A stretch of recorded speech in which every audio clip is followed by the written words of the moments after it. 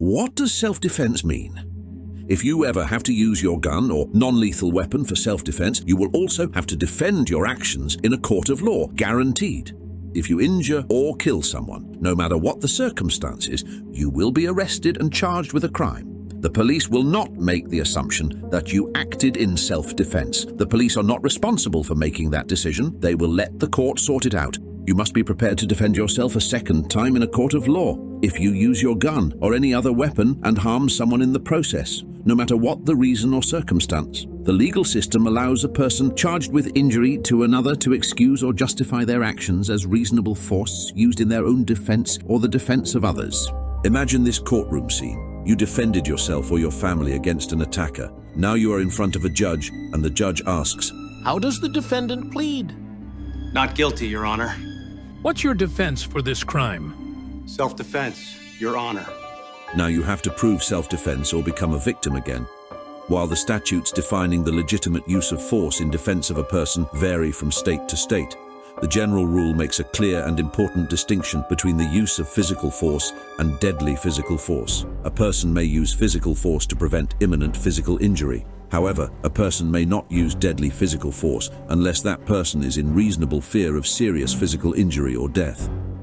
A standard of measurement that will be used in court will be the reasonable man or woman theory. The decision whether a person who is involved in a specific event is not guilty or guilty of a given offense is determined by the application of an objective test in which the conduct of the accused is compared to that of a reasonable person under similar circumstances. In most cases, persons with greater than average skills or with special duties to society are held to a higher standard of care. For example, a physician who aids a person in distress is held to a higher standard than is an ordinary person.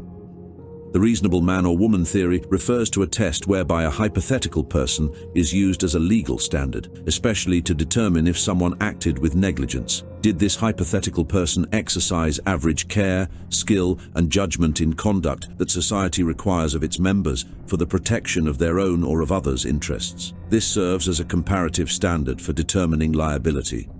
This standard performs a crucial role in determining negligence in both criminal negligence law and tort law. The standard does not exist independently of other circumstances within a case that could affect an individual's judgment.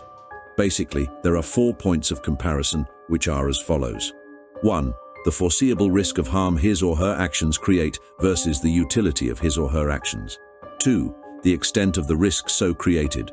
3. The likelihood such risk will actually cause harm to others. 4. Alternatives of lesser risk and the cost of those alternatives, such as loss of life.